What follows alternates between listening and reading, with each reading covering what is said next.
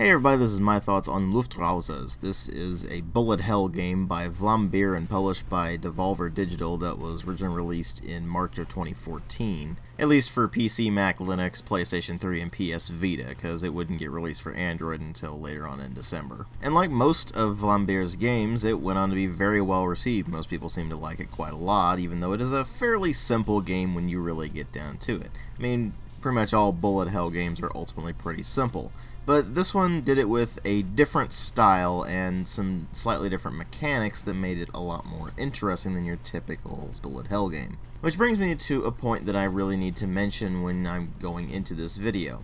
I'm pretty much burned out on bullet hell games because they all pretty much play exactly the same, and I've played a fair few of them. This is of course not to say that those games are bad, it just means that I'm just tired of playing them for the most part. And so when I went into Luftrausers, I was pretty much expecting that to be the case, where I would only play it for a few minutes and get fairly bored of it fairly quickly. But before I report my findings on that, let's first talk about the presentation, which is pixel art, and it's all sepia. This means a couple of things. First off, the actual characters are very well done in the pixel art, and even the actual in-game graphics are done to a surprising amount of detail. I say surprising because you're probably looking at this game going, wait a minute DW, this is all a bunch of shapes and not much else. Yes, but it is the smaller visual touches that really do bring this thing up to a different level entirely. It's the things like when you fly close to the water kicking up from your jets, or the way that your aircraft tumbles through the air, or the trails that jets make as they go past, or the various explosions that occur, or the little particles that pop off of things. It's a lot of small touches that really do make it look pretty fantastic. And it's those smaller touches that really do make it overcome the pixel art fatigue that we've been stuck with for quite some time now. Although, again, the emphasis on every single thing in this game being sepia hue means that the color scheme does get kind of tiring, so it's a bit of a double-edged sword. Sure, the pixel art's really well done, but the lack of color does make it tiring after a while.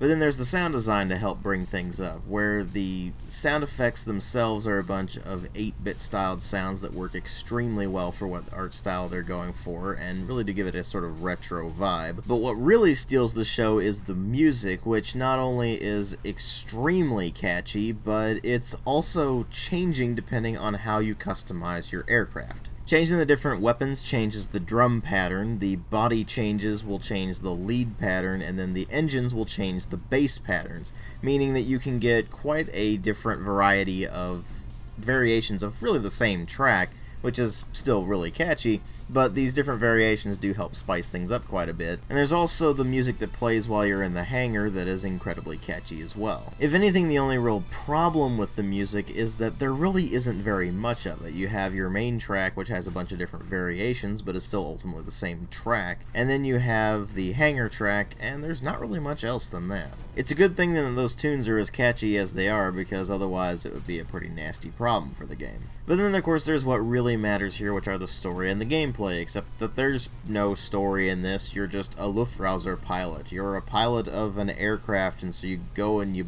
shoot stuff, and that's pretty much it. And so it really does follow the gameplay to bring things up, and that's where things get a bit interesting, because Luftrausers is not your typical bullet hell game. Most bullet hell games have a single direction and they're just a side scroller. This one has no set direction for the scrolling, so you get 360 degrees of motion and you can go wherever you want within that level basically. You're just shooting a bunch of stuff out of the sky or trying to take out boats or battleships or submarines. And along the way you will be completing various challenges which will eventually allow you to unlock different components for your Luftrausers so you can get different kinds of weapons. You start out with a machine gun, and eventually you can get access to things like a spread shot or a laser or missiles. And then you can also change out the body for different types. So for example, there's one that gives you more armor but makes you move slower. There's one that makes you immune to impact damage but you have a lot less health. Things like that. And then of course there are the engines, one of which is a propulsion system based on shooting bullets,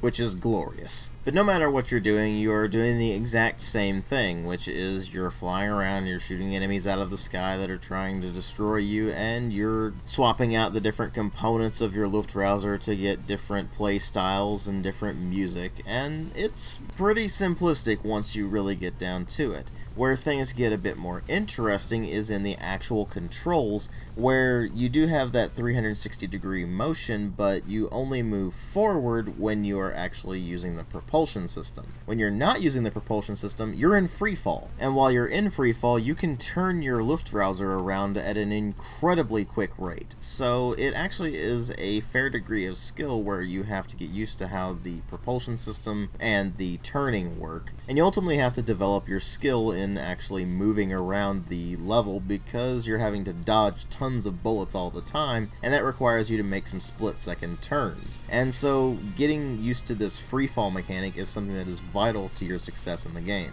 It's something that makes this game rather unique in a sea of bullet hell games, and it's actually enough to keep my interest, because it means that the action is fast-paced, it's frenetic, and it's different from your typical bullet hell game. And it ends up not just being style over substance. The game actually has a fair degree of substance despite its simplicity, and it ends up being a pretty fun game to play for what it is. The problem with that is that you know pretty much exactly how everything's going to go within the first few minutes of actually being able to play it, and you know within those first few minutes whether or not you're going to actually enjoy it. Now for my part, that means I had to make a choice as to whether to do a full review or whether to simply do an MTO, because I knew within the first few minutes whether or not I was going to be able to recommend this game, and I very easily can if this is your kind of thing. If you're looking for a good shmup or bullet hell game, whichever you prefer to call them, then Luftrausers will definitely fit that bill. Vlambeer did a very good job with it. But if you're like me and you're pretty tired of the genre, then it will wear thin relatively quickly.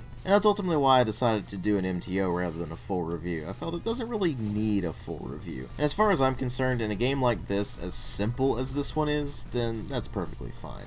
I will have a link in the video description box where you can pick this up if you're interested in it. Thanks for watching.